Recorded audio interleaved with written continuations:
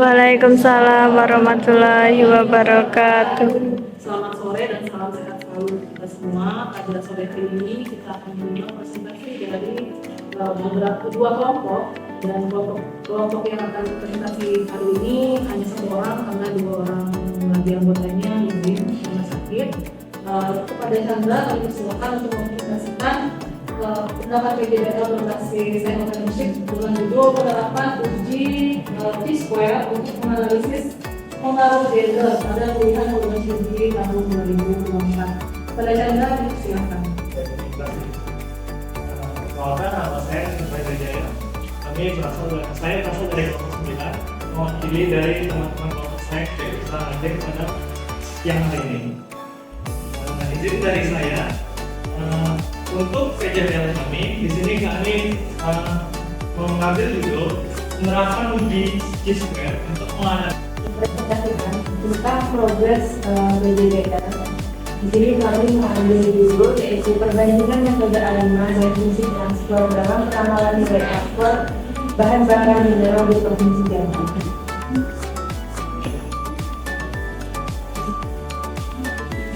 Di sini untuk abstraknya, metode ini berdasarkan oleh dua metode peramalan yaitu autoregressive integrated multi-economic atau A5 dan juga fungsi transfer. Di sini kami meramalkan nilai ekspor bahan bakar mineral yang ada di Provinsi Jambi, di mana data yang digunakan adalah data historis nilai ekspor bahan bakar mineral dari tahun sebelumnya. Di sini ada beberapa kata kunci yaitu A5 fungsi transfer peramalan ekspor bahan bakar mineral di Jambi.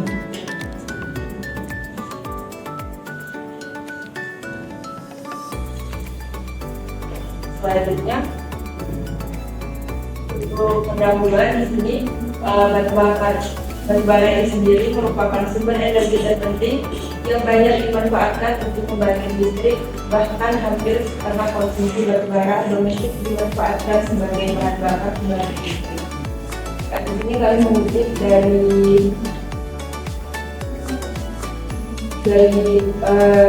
jurnal Artijono tahun 2021.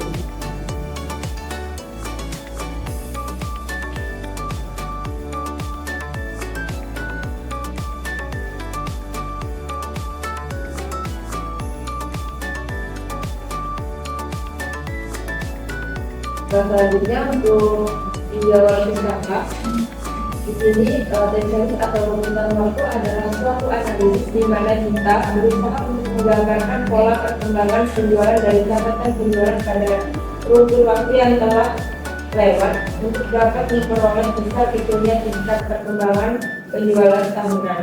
Di sini kami menggunakan time series, di mana time series itu adalah suatu rangkaian atau seri dari nilai-nilai suatu variabel atau hasil observasi, yaitu indeks harga saham yang dicatat dalam jangka waktu yang berurutan.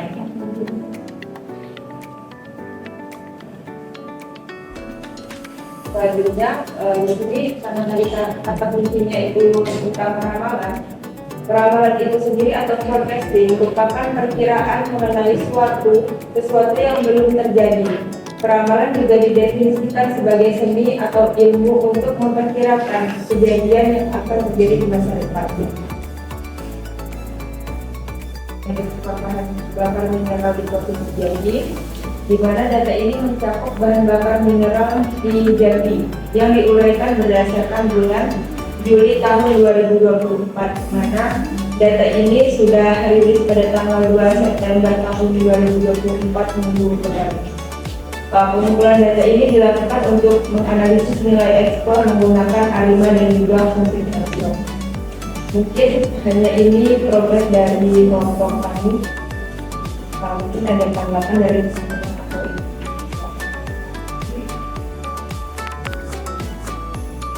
Ada teman-teman dulu, saya progres mereka memiliki gagasan berbeda untuk melakukan ekspor melakukan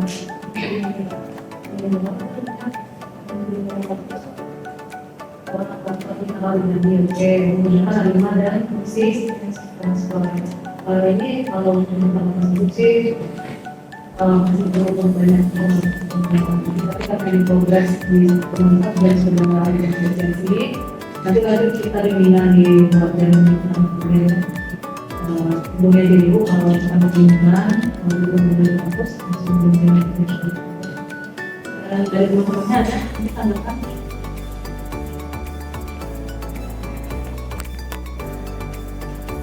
Ini harus dilakukan juga rekomendasi untuk dari hasil penelitian apakah masyarakat yang memilihnya atau berkesan atau perumahan sebenarnya atau persembunyinya lihat yang mana nih manfaatnya berkesan yang bisa kita arahkan pemilih tetap di proyeknya berbasis rekomendasi.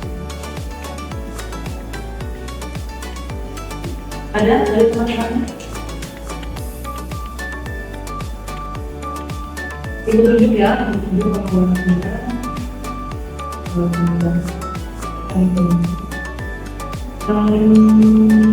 Antoni?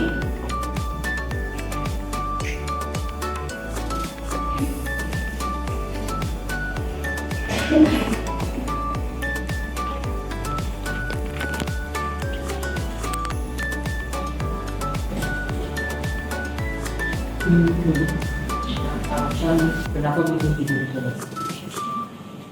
Kenapa makan seperti ini?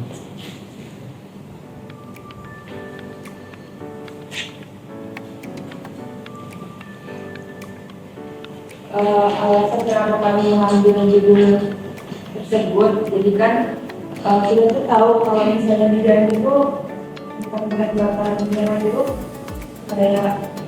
kadang siksa.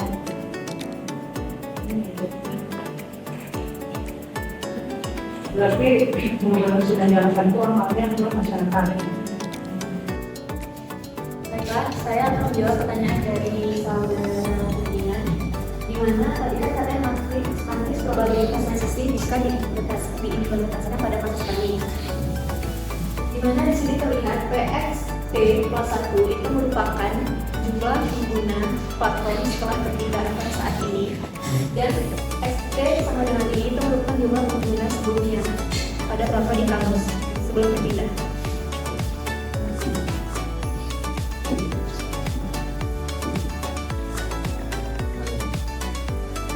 Jadi yang PX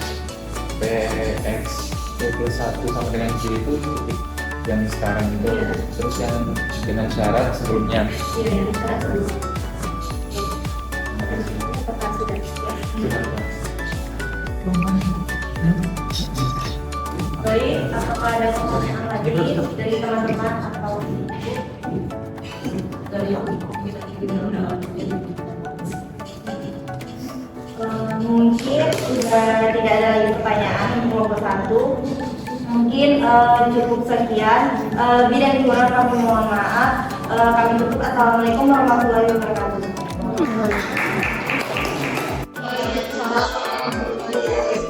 Salam sejahtera kita semua. Di sini kami dari kelompok 2. Sebelumnya saya mohon maaf ya, kami tidak menyajikan PPT, jadi kami bakal mempresentasikan langsung dari artikelnya. Adapun anggota kelompok kami itu 4 orang, kenalkan.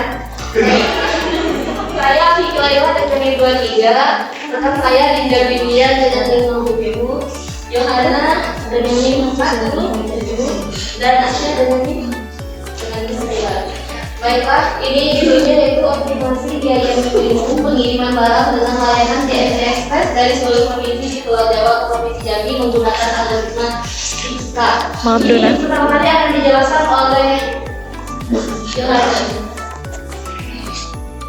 Ini algoritma itu adalah algoritma penyajian jalur terpendek yang banyak digunakan untuk pemasaran optimasi jalur dan juga gaya. Nah, dalam proses menemukan pengiriman barang yang meminimalisir biaya berdasarkan data dan kondisi infrastruktur jalan antar platform.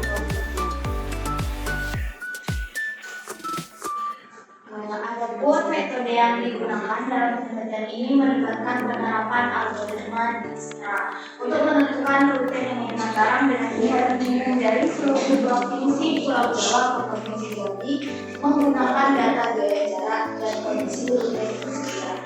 Langkah pertama adalah mengumpulkan data terkait jarak atau kotak. Tarif pengiriman dari JNT Express serta infrastruktur dan kondisi jalan yang dapat mempengaruhi biaya pengiriman. Data tersebut kemudian dianalisis untuk menentukan yang mewakili jaringan subyek pengiriman, di mana setiap sumber mewakili kota dan destinasi menggambarkan jarak serta biaya pengiriman. Nah, ini rencana rute pengiriman JNT Express menuju Jambi. Di sini bisa dilihat bahwa Jawa Barat itu bisa lewat Jawa Tengah untuk menuju ke Jambi, tapi harus transit. Terus Jawa Barat bisa juga lewat Jawa Timur harus transit. Dan dari Jawa Barat ke Jambi bisa lewat Jakarta langsung ke Jambi. Tapi maksud transit di sini kita nggak tahu transitnya lewat mana, kamu posisinya tujuan kita ke Jambi. Terus yang ini graf rencana rute pengiriman JNT Express tanggal segini. Nah, langkah dalam menentukan biaya optimum pengiriman menuju Jambi sebagai berikut. Yang pertama, sebelumnya kami setiap provinsi Pulau Jawa dan Jambi itu kami menjadikan vertex di dalam graf, dan biaya optimum kami menjadikan sisi atau pitch. Sisi ini vertex. Terus langkah dalam menentukan biaya optimum itu yang pertama, tentukan derajat titik gali yang tertinggi supaya yang terendah diperoleh hasil itu Jakarta. Karena Jambi ini tujuan akhir, jadi Jambi nggak masuk. Jakarta di sini derajatnya ada 5. Derajat itu yang terhubung. Jadi dari sini 3, 4, 5. Jadi diperoleh hasil Jakarta, Jawa Timur, Jawa Tengah, Jogja, Jawa Barat, Banten. Baru terakhir kita akhir karena derajatnya cuma bisa. Kita di sini. Ya. Kalau di sini ya.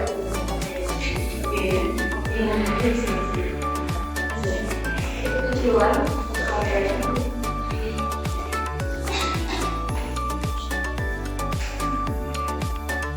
Jadi ditawarkan harga pada masing-masing jalur pengiriman. Ini yang bikin ada kesalahannya di mana, karena graf kami tidak lengkap sisinya. Di sini menyatakan bahwa provinsi Jawa Tengah itu bisa berhenti di Jawa Barat atau transit ke Jawa Barat untuk menuju ke Jambi atau transit di Jogja. Tapi di dalam graf kami untuk provinsi Jawa Tengah itu nggak ada jalur hubung atau transit Jawa Barat dan Jogja. Jadi saya salah di mana? Dapatnya ini 100 buat sendiri. Tapi masing-masing dari provinsi harus lihat rute di ada tujuan dulu.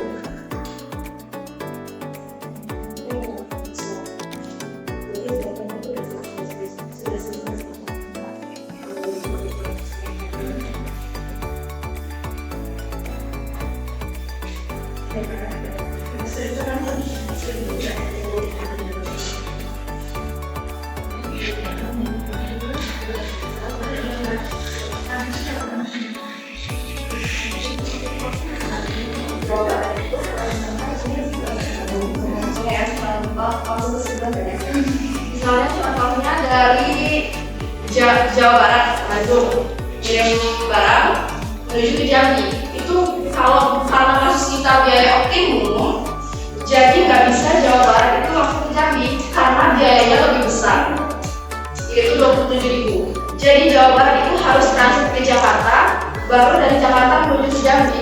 Jadi total Jawa Barat itu mengirimkan barang ke Jambi itu hanya 25.900.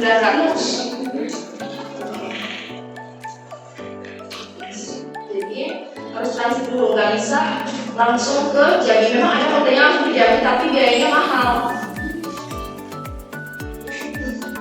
Tapi kendalanya waktunya lama kalau biayanya murah, karena dia harus transit dulu, terus baru ke Jambi, dari Jakarta baru ke Jambi.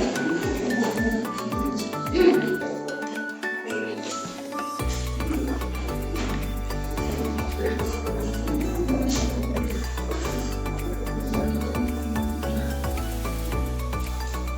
berdasarkan logika ini kan kita bisa lihat bahwa perlindungan langsung dari tindakan pidana itu biaya paling rendah. Di sini itu 18.900.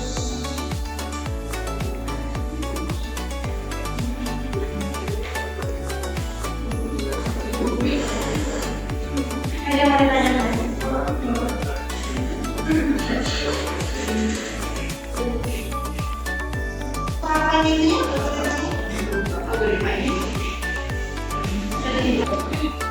Baik teman-teman, Assalamualaikum warahmatullahi wabarakatuh. Selamat pagi semuanya. Pagi. Sampai berdirinya kami di sini, kami akan mempresentasikan hasil kerja kami dengan judul Analisis Optimasi Nilai Ekspor Migas dan Non-Migas tahun 2023 menggunakan metode pemrograman linear dari kelompok 3. Kelompok 3 ini terdiri dari saya sendiri, Siti Holija Bimayati, lalu teman saya ada Devina Amanda, lalu ada Nur Haliza, dan Rino Triani. Selanjutnya, kita akan membahas tentang hasil dan pembahasan. Apa itu migas dan non-migas? Minyak dan gas bumi. Migas adalah sumber daya alam berbentuk gas cair dan zat padat yang tersimpan di dalam reservoir bumi. Reservoir itu sendiri adalah paru-paru batuan pada suatu kolam di perut bumi, sedangkan non-migas ialah sektor ekspor di luar gas dan minyak bumi yang mencakup pertanian, industri pengolahan, keamanan dan lainnya. Berdasarkan uraian pada bagian pendahuluan, proses analisa ini membutuhkan berbagai macam data, diantaranya adalah nilai ekspor migas, non-migas, volume ekspor migas, non-migas, dan total ekspor migas. Baiklah, selanjutnya di sini ada daftar tabel nilai, volume, dan total ekspor migas dan non-migas. Di mana jenis ekspor yang kami ambil ada dua, yaitu migas dan non-migas. Nilai ekspor migas itu sebesar 327 juta dolar. Kemudian volume ekspornya 2.260.000 ton dan total ekspornya yaitu 1.210 juta dolar. Kemudian untuk yang non-migas, nilai ekspornya yaitu 20.238 juta dolar. Kemudian volume ekspornya 56.237 ton dan total ekspornya 20.238 juta dolar. Dan data ini bersumber dari data BPS dan Kementerian Perdagangan.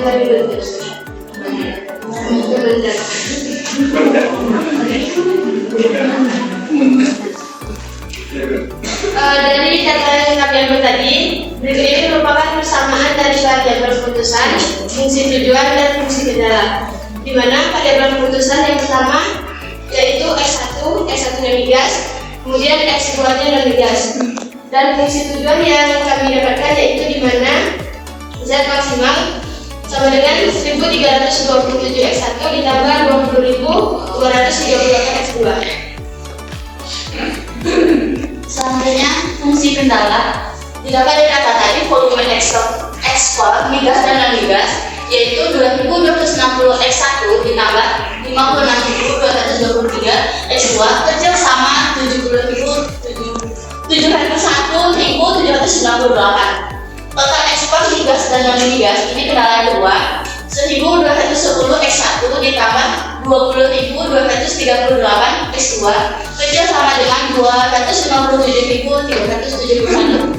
Kemudian model-model persamaan di atas diolah menggunakan software POM-IM, di mana kami memasukkan data yang di atas tadi sehingga didapat solusinya X1 212,7 dan X2 0 sehingga X-nya 282.257,3. Di sini terdapat aplikasi dari POM-IM sebelumnya.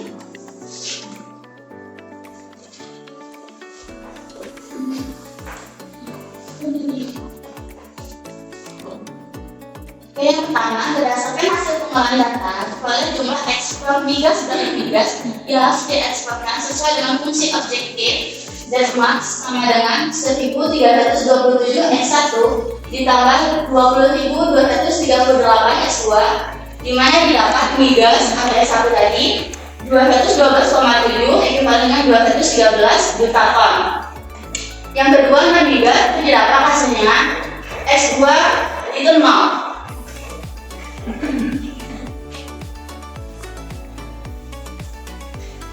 Berdasarkan fungsi objektif equivalence dan max, itu kita masukkan nilai X1 yaitu 213 juta ton ditambah 20.238 dikali nilai S0-nya, S2-nya yaitu 0, sehingga didapat hasilnya 282.651.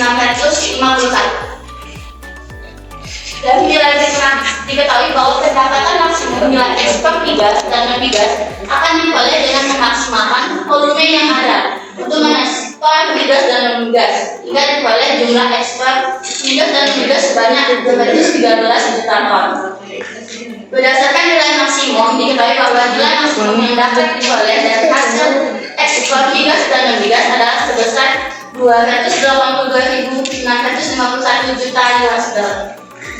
Jadi, kesimpulan yang dapat kami simpulkan dari hasil pembahasan kami yaitu berdasarkan hasil pengolahan data untuk memaksimalkan pendapatan ekspor, solusi optimal menunjukkan bahwa hanya migas yang harus diekspor yaitu sebesar 213 juta ton.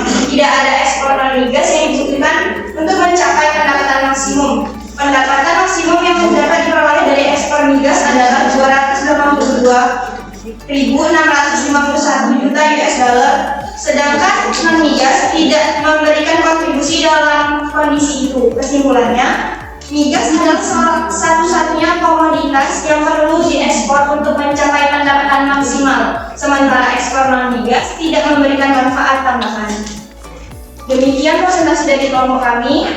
Jika dari teman-teman dan ibu ada saran atau pertanyaan atau tambahan, boleh diberikan.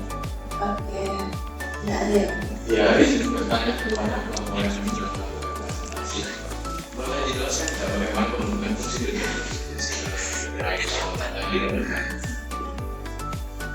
Di berdasarkan posisi ini mungkin dia hadirkan dari mungkin kita lihat tentang begitu juga kehadiran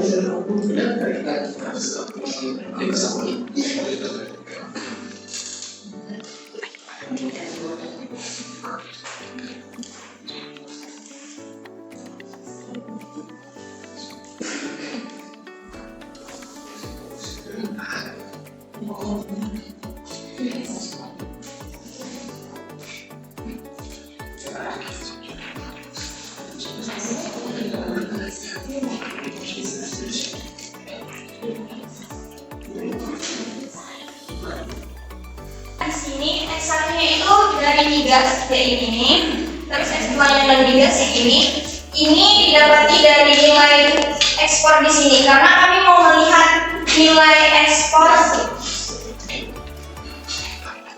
karena kami mau menganalisis optimasi nilai ekspor migas dan non migas. Jadi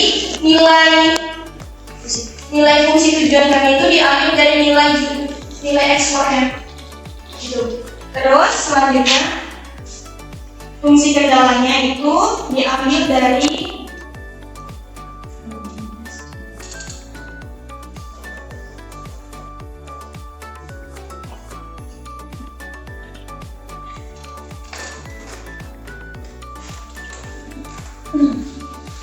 terus untuk fungsi kendalanya ini kan ada volume ekspornya di sini, diambil dari sini. Kenapa ini kecil sama dengan ini? Karena itu total dari ini. Terus untuk total ekspor migasnya itu diambil dari yang ini, terus dijumlahkan untuk sini.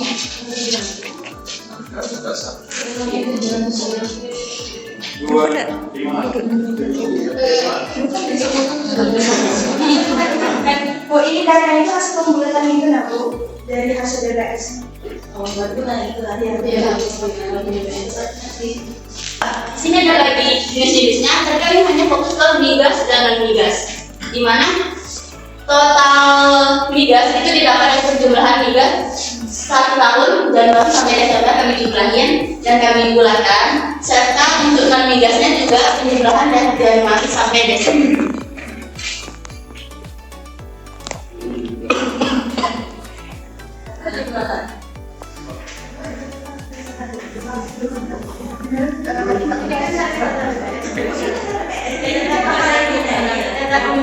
Dari data sebenarnya nanti buat total, jadi kami itu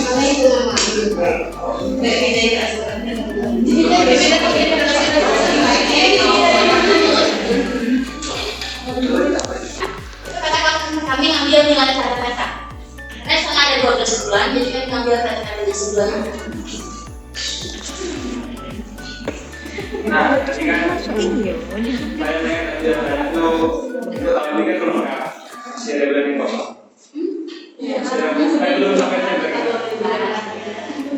apakah data hasil kalian ini bisa mewakili data buat 2024 buat kalian ini? Bisa sebagai acuan, sebagai buat kali ini.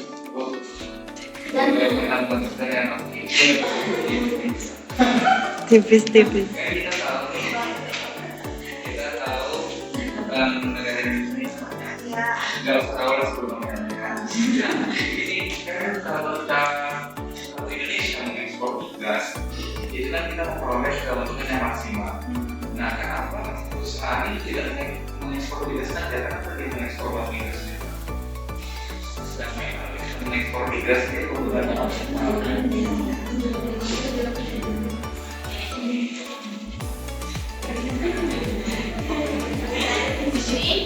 Aku ingin menanyakan, bisa nggak yang data berbeda sebagai acuan untuk tahun sebelumnya?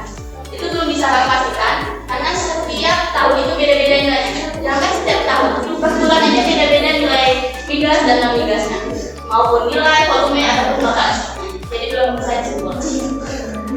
Nah, untuk yang Kadina, jadi gini, migas ini kan minyak dan gas murni. Sedangkan non-migas itu berupa udang kah, entah produk makanan kita, entah itu bahan cabai, bawang, atau rempah-rempah. Nah, itu kenapa kami membedakan antara migas dan non-migas. Jadi, kalau misalnya kami cuma ngambil migas, nanti di fungsi kendala kami itu hanya terdapat 1. Terus? Maksudnya kenapa Indonesia itu?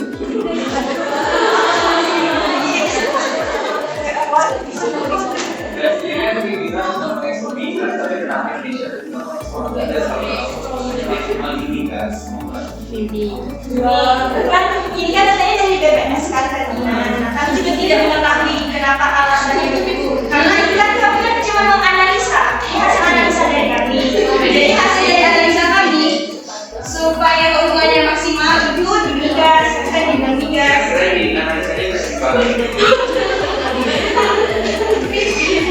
Kan bertanya terus gitu. Boleh pakai. Apakah bisa cukup? Kalau misalnya Indonesia hanya mengekspor migas, otomatis itu merupakan sumber daya yang terbatas. Karena misalnya kita ekspor terus, yang di Indonesia pakai apa? Nah, jadi kita menggunakan uang ini duanya. Jadi bisa dilihat kan datanya antara migas sama non-migas itu jumlahnya berbeda. Jadi apakah ini?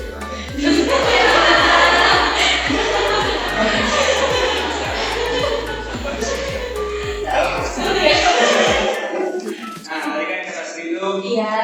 Dari Apa tuh ulangin? Nah, maksudnya itu hasilnya kalian sesuai juga. Apakah kita tunggu sampai data dari restoran dulu atau data hasil kalian yang bisa dijadikan sampai data kan kita harus ini bulan Desember. Nah, kalau punya data itu dari BPS dulu gimana? Untuk menghitung analisis optimalnya, kita harus menunggu data benar-benar lengkap dulu kita bisa tahu. Karena nilainya beda-beda. Saya kita pakai kalau buatan palsu. Kalau jangan kalau kita lagi Mungkin sebagai acuan itu bisa jadi bisa atau bisa jadi tidak, karena ini tergantung permintaannya. Mereka mintanya berapa? Nah itulah yang ingin dimunculkan di BPS.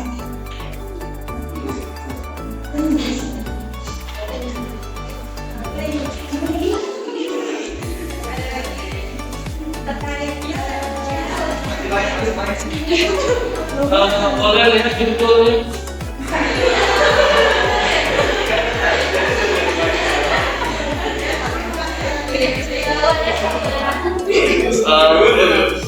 Kebetulan judul ini agak mirip dengan proposal skripsi saya.